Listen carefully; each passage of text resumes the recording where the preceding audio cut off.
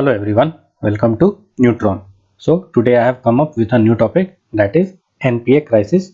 What is way forward? Okay, तो NPA हमें सबको पता है कि क्या है, किसको कहते हैं, जो नॉन परफॉर्मिंग एसेट होते हैं उनको हम NPA कहते हैं शॉर्ट फॉर्म में. ठीक है, और ये जो NPA का क्राइसिस आया था वो इंडिया में. ठीक है, तो इससे बहुत ज़्यादा इकोनॉमी में बहुत ही ज़्यादा प्रॉब्लम आ गई थी. ठीक है, तो ये आखिर NPA क्राइसिस क्या है, किस वजह से हुआ, ठीक है, और इसको जो है अगर हम डील करना चाह रहे हैं एज बीइंग अ गवर्नमेंट, तो हमें क्या क्या करना पड़ेगा. ठीक है, और जो गवर्नमेंट ने थे उसने क्या क्या कदम उठाए, ठीक है, एनपीए क्राइसिस से डील करने के लिए. तो इन सब चीज़ों पे हम सारी चीज़ों पे हम बात करने वाले हैं. ठीक है, ओके, तो without wasting any further time let's begin with the today's session. Okay, so as per RBI, a loan is considered bad loan or an NPA when the interest is due for more than 90 days from end of quarter. Okay, तो एक loan जो है वो NPA कब घोषित कर दिया जाता है या फिर उसको हम बैड लोन कब बोलते हैं, जब वो एक जो क्या होता है कि जब आपका इंटरेस्ट पे करना पड़ता है और जब अगर आप उसको पे करना बंद कर देते हो, ठीक है, ड्यू टू सम फैक्टर्स और ड्यू टू सम रीजंस. ठीक है, तो क्या होता है कि जो बैंक्स होते हैं वो 90 डेज का वक्त देते हैं. ठीक है, और अगर आप 90 डेज के अंदर अगर आप उसको पे नहीं करते हो, ठीक है, then your loan will be considered as an NPA. Okay, so as of March 2018, non-performing loans at commercial banks peaked at 10.3 trillion or 11.2% of the total advances.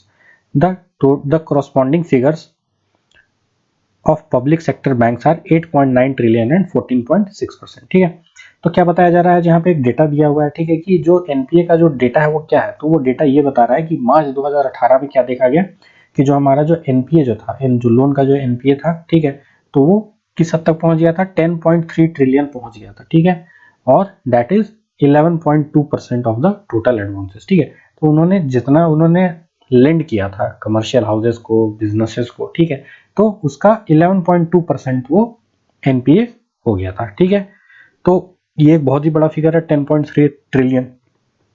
ठीक है, इसीलिए it is a worrisome. Okay, the corresponding figures of public sector banks are 8.9 trillion. ठीक है, तो ये तो total आपका जो बैंक जो आपको बिजनेस हाउसेस को जो लेंड कर रहा था वो फिगर है 10.3 ट्रिलियन. बट अगर हम सिर्फ पब्लिक सेक्टर के बैंक्स की अगर बात करें तो it was alone 8.9 trillion and it constituted 14.6% of the NPA. Okay, so this is a very big figure. And ये फिगर क्यों इंपॉर्टेंट है, बिकॉज पब्लिक सेक्टर बैंक जो है वो डायरेक्टली एंड इनडायरेक्टली वो जो है आपके गवर्नमेंट के थ्रू क्या होते हैं, रन होते हैं. ठीक है, ओके, नेक्स्ट क्या है, तो अभी तो हमने पता चल गया कि हम एनपीए किसको कहते हैं और क्या फिगर है उसका, हमने देख लिया. ठीक है, आखिर ये एनपीए जो है ये किस वजह से हुआ, ठीक है, तो इसको समझना पहले ज्यादा जरूरी है. ठीक है, क्योंकि आपको अगर पता ही नहीं चलेगा कि कारण क्या था एनपीए का, ठीक है, तो आप उसके बारे में आखिर आगे बात क्या करोगे. ठीक है, तो इसके प्रॉब्लम्स को समझना जरूरी है कि आखिर किस वजह से एनपीए हुआ. Okay, so part of the reason lies when NPA was magnified during the credit boom of 2003 and 2004 when the firms borrowed to avail of the growth opportunities. ठीक है, तो हम सबको पता है कि 1991 1992 में जो था इकोनॉमी जो था वो ओपन अप कर दिया गया था मनमोहन जी के सरकार में. ठीक है, तो क्या हो गया कि जब इकोनॉमी ओपन हो गया तो बहुत सारे लोग क्या अपना बिजनेस हाउसेस खोलने के लिए आए. ठीक है, बहुत सारे लोगों को पैसे की जरूरत है, फंडिंग की जरूरत है. ठीक है, तो क्या देखा गया कि 2003 और 2004 में एक क्रेडिट बूम दिखा. इसका मतलब कि बहुत सारे लोग जो हैं वो बैंक्स के पास आ रहे थे क्रेडिट के लिए. ठीक है, so it was a credit boom. Okay, and क्या होता है जब when the firms borrowed to avail for the growth opportunities. ठीक है, क्योंकि हर कोई चाह रहा था कि हाँ वो जो ओपनिंग ऑफ द इकोनॉमी हुआ है तो उसका पूरी तरीके से उसका फायदा उठाया जा सके. और वो कैसे ले सकते हैं, वो तो हर किसी के पास तो जेब में पैसा पड़ा नहीं होता है, so they have to approach a bank. Okay, तो उन्होंने क्या ग्रोथ अपॉर्चुनिटी को देखा और उन्होंने बैंक से फंडिंग के लिए वो गए. ठीक है, they went for the credit. ठीक है, तो उस 2003 से 2004 के बीच में क्या देखा गया, क्रेडिट बूम देखा गया. Okay, monetary tightening between 2004 and 2000 acted as a catalyst. ठीक है, अच्छा देखिए एक चीज आपको समझना जरूरी है कि जब इकोनॉमी में क्रेडिट का सप्लाई जब बढ़ जाता है, ठीक है, तो क्या होता है उसमें फिर उसको जो उसके जो शॉक्स होते हैं उसको एब्जॉर्ब करने का शक्ति होना चाहिए आपके इकोनॉमी के अंदर. ठीक है, तो क्या हो गया कि क्रेडिट तो हर जगह फैला हुआ है. ठीक है, बट उसको कंट्रोल करने वाला कोई नहीं था. ठीक है, और शायद ये फर्स्ट टाइम ऐसा हुआ था कि जो इकोनॉमी था ओपन हुआ था एंड ये क्रेडिट बूम शायद उस समय फर्स्ट टाइम ऐसा देखा गया था। तो इसीलिए बहुत सारे लोगों को ये भी नहीं पता था कि ठीक है हम पैसा तो दे रहे हैं बट पैसा वापस कैसे आएगा, ये किसी ने सोचा नहीं होगा उस समय। ठीक है, तो क्या हुआ उसके बाद, अगर किसी ने सोचा भी था तो वह यहाँ पे जो बात हो रही है जो मॉनेटरी टाइटनिंग हुआ 2004 एंड 2008 के बीच में। ठीक है, तो इसके वजह से क्या हुआ, बहुत लोगों ने पैसा तो ले लिया मगर मॉनेटरी टाइटनिंग की वजह से उन्हें प्रॉब्लम आने लगा। ठीक है, सो यहाँ पे एक स्टेटमेंट दिया हुआ है कि credit booms are succeeded by stressing banking system. ठीक है, तो ये सिर्फ इंडियन इकोनॉमी में ही नहीं देखा जाता है, ये ऑल ओवर द वर्ल्ड किसी भी इकोनॉमी में जाके देखिएगा तो ऐसा ही होता है कि जो क्रेडिट बूम जब आता है तो उसके बाद जो है बैंकिंग सेक्टर पे बहुत ही ज्यादा स्ट्रेस पड़ता है। ठीक है, उसके बाद तो it was nothing new, but problem क्या था कि स्ट्रेस तो पड़ता है बट उस स्ट्रेस को जो है एब्जॉर्ब करने का शक्ति जो होना चाहिए, जो शॉक को एब्जॉर्ब करने का शक्ति होना चाहिए, वो हमारे बैंकिंग सिस्टम में होना चाहिए था। ठीक है, ओके, तो एक तो ये कारण हो गया कि 2003 और 2004 में देखा गया credit boom and monetary tightening देखा गया 2004 एंड 8 में, जो कि which acted as a catalyst. Okay, next क्या है, the court judgments in mining power steel sector were subject to severe output fluctuations which led to compounding of project costs. ठीक है, तो देखिए जो लोन लेंगे तो कौन, बड़े बड़े बिजनेस हाउसेज ही लेंगे, तो क्या वो किस सेक्टर में देखा गया, माइनिंग सेक्टर में देखा गया, पावर सेक्टर में इन्वेस्टमेंट देखा गया और स्टील सेक्टर में इन्वेस्टमेंट देखा गया। ठीक है, तो उन्होंने जब किसी प्रोजेक्ट को अगर पिकअप कर लिया उसके लिए उन्होंने फंडिंग ले ली है, ठीक है, और किसी कारणवश के वजह से, ठीक है, उनका क्या है वो काम सारा ठप हो जा रहा है या रुक जा रहा है। ठीक है, क्यों, क्योंकि बहुत सारे लोग हैं जो जिन्होंने, हो सकता है कि कुछ इन्वायरमेंटल फैक्टर्स होंगे, कुछ भी प्रॉब्लम आ सकता है। ठीक है, तो उसके वजह से किसी ने अगर कोर्ट में जाके उनके खिलाफ अगर मुकदमा दायर कर दिया होगा तो उसके वजह से क्या हो गया, जो आपका जो भी प्रोजेक्ट था it comes to a standstill, it comes to a halt. ठीक है, and because of that the output fluctuations are severe. Okay, तो ये हमें देखने को मिला। ठीक है, तो आखिर जब प्रोजेक्ट कॉस्ट होता है, जैसे कोई प्रोजेक्ट को पिकअप किया जाता है तो उसको एस्टिमेट किया जाता है कि हाँ ये 10 साल के अंदर इस प्रोजेक्ट को हम कंप्लीट करेंगे और इसमें इतना हमारा कॉस्ट बैठेगा। बट अगर कुछ ऐसा, अगर कोर्ट का इंटरवेंशन आ जाता है तो उसकी वजह से आपका प्रोजेक्ट स्टॉप हो जाता है and that timeline gets further delayed. Okay, तो अगर जब टाइमलाइन अगर इंक्रीज कर जाता है तो क्या होता है, धीरे धीरे चीजें क्या हो रही है, महंगी हो रही है, सस्ती तो नहीं हो रही है।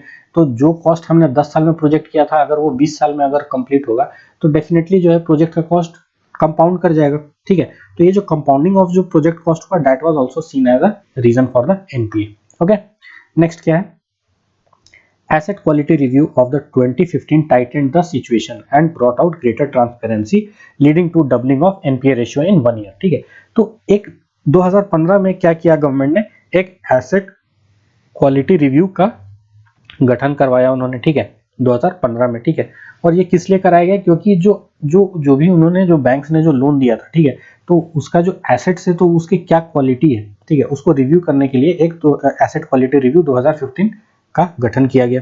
ठीक है, तो इसका आखिर फंक्शन क्या था, इसका फंक्शन ये था कि बैंक ने जितने भी जो आपका जो लोन दिया है, ठीक है, जो कॉर्पोरेट हाउसेज, जो बिजनेस हाउसेज को दिया है, ठीक है, तो उसका क्वालिटी क्या है उस चीज को चेक करने के लिए। ठीक है, क्योंकि बैंक ने जब पैसा लगा दिया है तो वो तो पैसा निकालने के लिए भी सोचेगा और वो देखेगा कि हाँ प्रोजेक्ट किस हद तक कंप्लीट हो गया है, या अगर वो कंप्लीट हो भी रहा है तो आखिर उसका क्वालिटी में क्या गड़बड़ी है या सही है, उस चीज को भी देखना पड़ेगा। ठीक है, तो ये जो आपका जो एसेट क्वालिटी रिव्यू जो गठन हुआ तो उसके बाद बात क्या पता चला कि एनपीए रेशियो जो है वो डबल हो गया। ठीक है, और ऐसा क्यों था, ऐसा नहीं था कि एनपीए नहीं हो रहा था। ठीक है, एनपीए तो हो रहा था कहीं ना कहीं, बट ये क्या था, ये एक ट्रांसपेरेंसी लाने का एक तरीका था। ठीक है, कि जो लेंडिंग प्रोसेस है उसमें ट्रांसपेरेंसी लाने का एक तरीका था एसेट क्वालिटी रिव्यू 2015। ठीक है, तो जब ये ट्रांसपेरेंसी वाला जो फंडा जब इसमें बीच में आ गया तो फिर business houses and corporate houses को उनको बताना पड़ा कि हाँ हमारा प्रोजेक्ट का क्या चल रहा है, उसका कैसा स्थिति है, अभी तक इसमें कितना पैसा इन्वेस्टमेंट हो गया है, कितना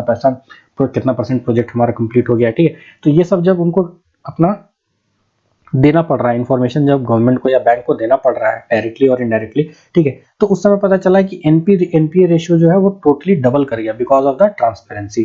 ठीक है, तो इसके वजह से भी एक बहुत बड़ा शॉक मिल गया लोगों को। ठीक है, और जब तक लोगों को पता चला कि एनपीए रेशियो इतना बढ़ गया है, so by that time the damage had been done already. ठीक है, तो ये बहुत लेट हो गया था, मतलब कि अगर सही टाइम पे अगर ये चीज अगर पता लगाया गया होता, ठीक है, तो शायद इसको रोका जा सकता था, बट ये नहीं पता लगाया जा सका और इसकी वजह से क्या हुआ कि जो एनपीए रेशियो था वो एक साल में ही वो डबल दिखने हमें लगा। ठीक है, तो ये सबको आंख में खटकने लगा, डेफिनेटली खटकेगा। ठीक है, तो ये तो हमने पता चल गया कि क्या क्या रीजन था। ठीक है, जिसके वजह से जो एनपीए का क्राइसिस हमारे इकोनॉमी में आया, ठीक है। ओके, तो आखिर इसको सही करने के लिए या इससे रिलेटेड जो बैंक ने क्या क्या किया था, ठीक है, उस चीज को भी हम स्टडी करते हैं आगे, ठीक है। तो क्या बताया गया, regulator has the responsibility to monitor macro prudential indicators such as overall credit growth and also spot excess which they failed to do, ठीक है। तो आखिर ये जो बताया जा रहा है कि ये जो एसेट क्वालिटी रिव्यू जो 2015 में आया, ठीक है, तो ये बहुत लेट आया। अगर इसको थोड़ा कुछ पहले आता तो शायद हो सकता था इसमें कुछ और बेटर हम रिजल्ट्स देख सकते थे, ठीक है। तो आखिर जब ये रेगुलेटर कौन होता है, तो रेगुलेटर कौन है बैंक्स का, वो आरबीआई है, ठीक है। तो ये आरबीआई का ही रिस्पॉन्सिबिलिटी था कि वो जो है मैक्रो प्रूडेंशियल इंडिकेटर्स को वो चेक करते रहे टाइम टू टाइम, ठीक है, ताकि उसे पता चल सके कि हाँ इकोनॉमी में कितना क्रेडिट ग्रोथ है या नहीं है, ठीक है, और अगर एक्सेस भी है तो वो क्यों है, ठीक है, उस चीज को देखना आरबीआई का काम था। But they failed to do so that was also a problem. Okay, regulatory designs need to reckon financial and business cycles and take remedial measures in time, ठीक है। तो जैसे हमने बताया कि ओवरऑल क्रेडिट ग्रोथ है या इस एक्सेस ग्रोथ है, ठीक है, तो इसको जो चेक करने का काम था वो आरबीआई का ही था, ठीक है। तो they fail to reckon the financial and business cycles, ठीक है, तो उसके डिजाइन में फ्लॉ आ गया, ठीक है, और जिसकी वजह से वो रिमीडियल मेजर्स टाइम पे नहीं ले पाए, ठीक है।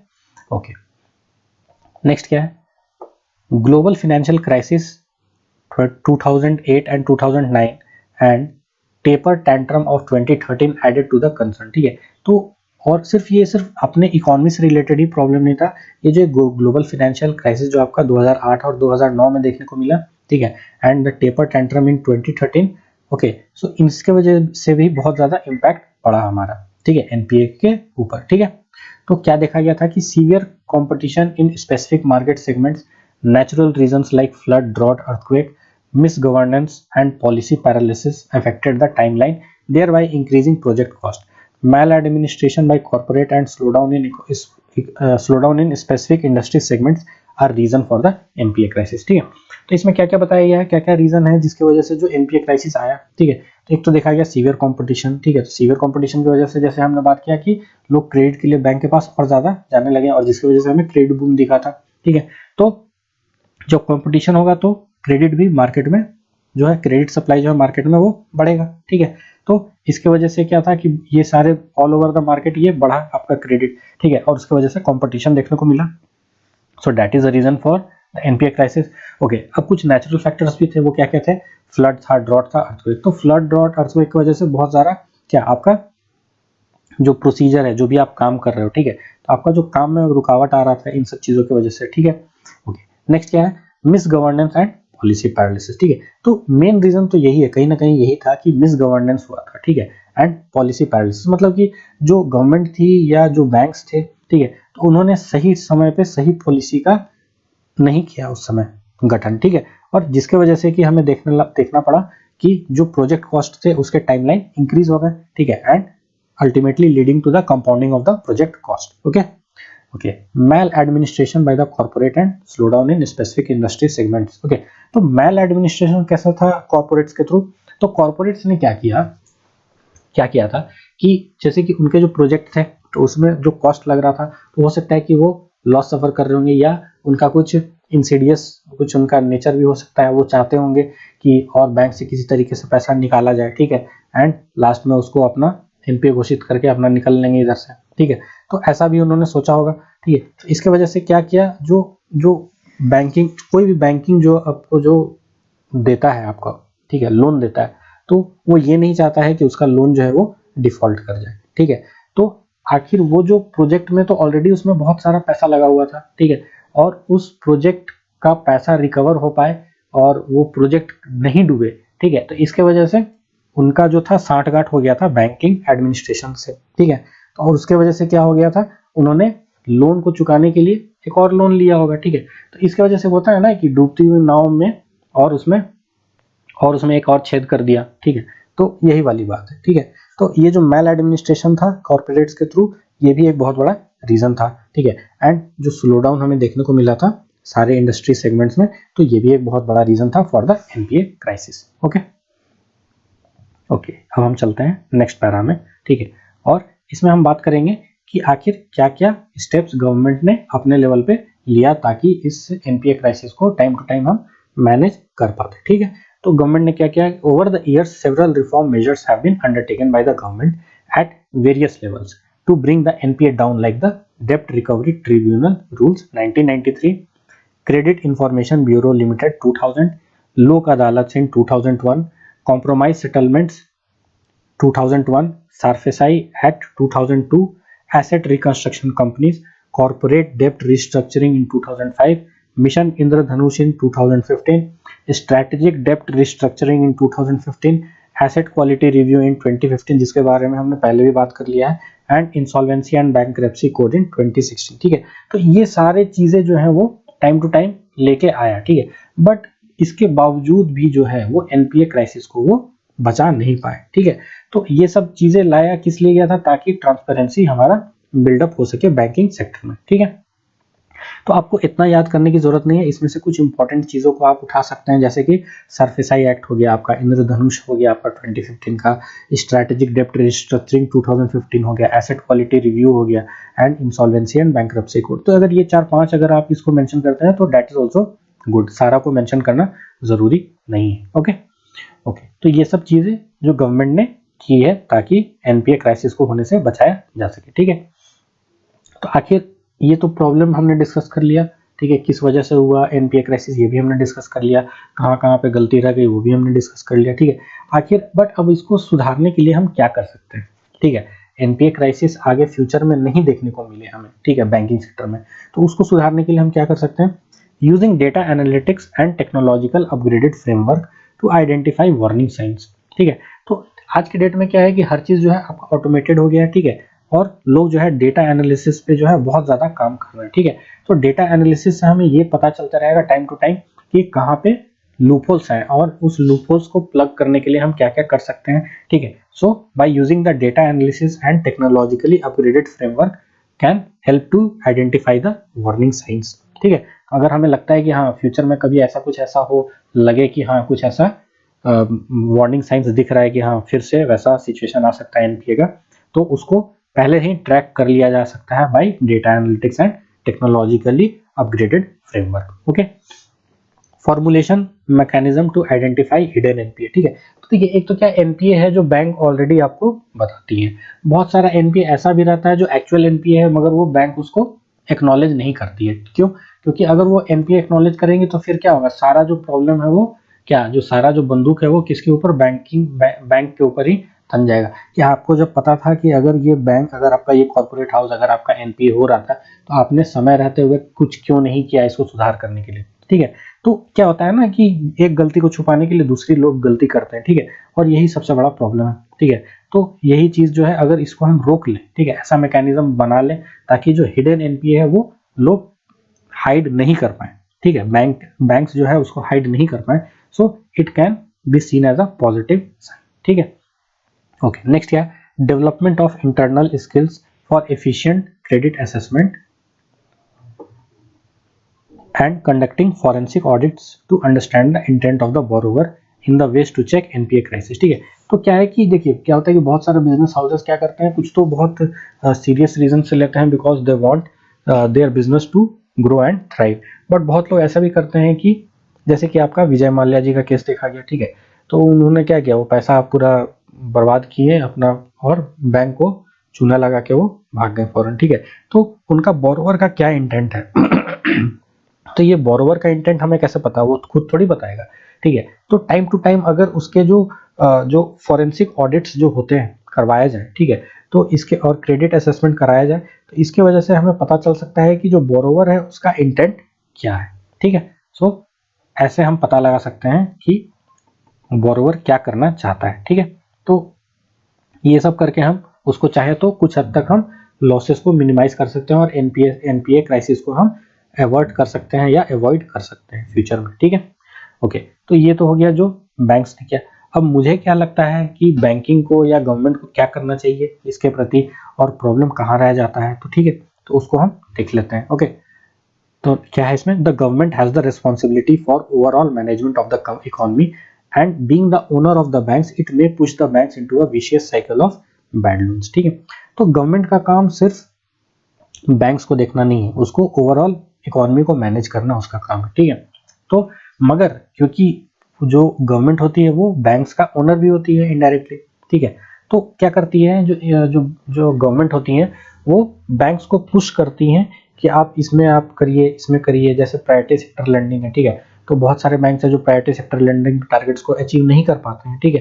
तो उनको क्या करना पड़ता है, कुछ ना कुछ दूसरा उपाय खोजना पड़ता है, ठीक है। और ऑब्वियस सी बात है वो कोई सही तरीका तो नहीं होगा, वो कोई ना कोई लोग गलत तरीका ही आगे लेके बढ़ते हैं। क्यों? क्योंकि उनका भी, वो भी क्या कर सकते हैं, उनके ऊपर भी ऊपर से प्रेशर है, ठीक है। तो बैंक्स को कुछ ना कुछ ऐसा करना पड़ता है जिसकी वजह से वो इस प्रॉब्लम से बच पाए, ठीक है। तो अगर गवर्नमेंट जो है, अगर बैंक्स को अगर पुश नहीं करेंगे, ठीक है, so it can lead them to not fall into the vicious cycle of bad loans, ठीक है। तो अगर एक बार बैड लोन के चक्कर में पड़ जाएंगे, ठीक है, तो वो उसके पीछे सबसे बड़ा कारण क्या है, वो गवर्नमेंट ही, ठीक है। तो गवर्नमेंट को इस चीज को देखना चाहिए। ओके, नेक्स्ट क्या है, government must ensure banks are run in larger national interest but commercial decisions are left to the bank boards, ठीक है। तो क्या बोला जाता है कि जैसे जो जो पब्लिक सेक्टर बैंक्स है, सिर्फ अगर पब्लिक सेक्टर बैंक्स की बात अगर हम करते हैं, ठीक है, बिकॉज गवर्नमेंट का कंट्रोल पब्लिक सेक्टर पे ही है, प्राइवेट सेक्टर पे तो है नहीं, ठीक है। तो आखिर ये पब्लिक सेक्टर बैंक का गठन किस लिए किया गया था, for the larger national interest, ठीक है। तो अगर वो नेशनल इंटरेस्ट को अगर हम नहीं देख रहे हैं और अगर हम दूसरे इंटरेस्ट को ज़्यादा हम अलाइन कर रहे हैं अपने पॉलिटिकल एस्पेक्ट्स के लिए, ठीक है, अपने पॉलिटिकल गेन के लिए, ठीक है, तो ये गलत होता है, ठीक है। तो हमें जो है बैंक्स को एज एन इंडिपेंडेंट ऑटोनोमस तरीके से उन्हें वर्क करते रहना, उन्हें हम छोड़ देना चाहिए ताकि वो इंडिपेंडेंटली अपने आप को ऑपरेट कर सके, ठीक है।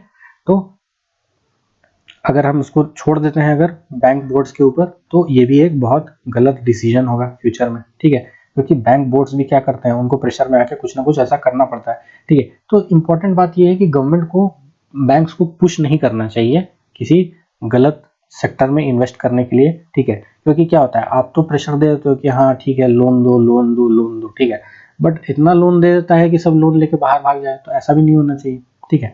सो दैट इज ऑल्सो प्रॉब्लम, ठीक है। So this is total in 401 words, okay. तो आप इसको चाहें तो अपने हिसाब से आप इसको मिनिमाइज कर सकते हैं, ठीक है, बिकॉज इसमें मुझे लगता है कि बहुत सारे इंपॉर्टेंट पॉइंट्स हैं जिसको आप चाहें तो मेंशन कर सकते हैं, ठीक है। और इसमें आप बहुत सारी चीज़ों का आप अगर चाहें तो उसको कट शॉर्ट भी कर सकते हैं, ठीक है। So it is up to you how you deal with it, okay. So मैं इसको थोड़ा छोटा कर लेता हूँ so that you can take a screenshot.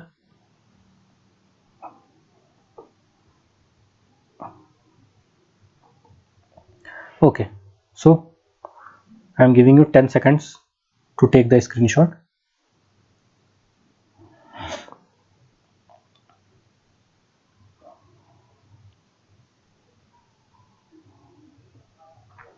Okay, so by now I guess you must have taken the screenshot. So that is all from my side regarding this topic. Okay, so thank you so much for your time and patience, and please do like, share and subscribe to my channel, and do not forget to press the bell icon so that you can get regular updates about my upcoming video. Thank you so much.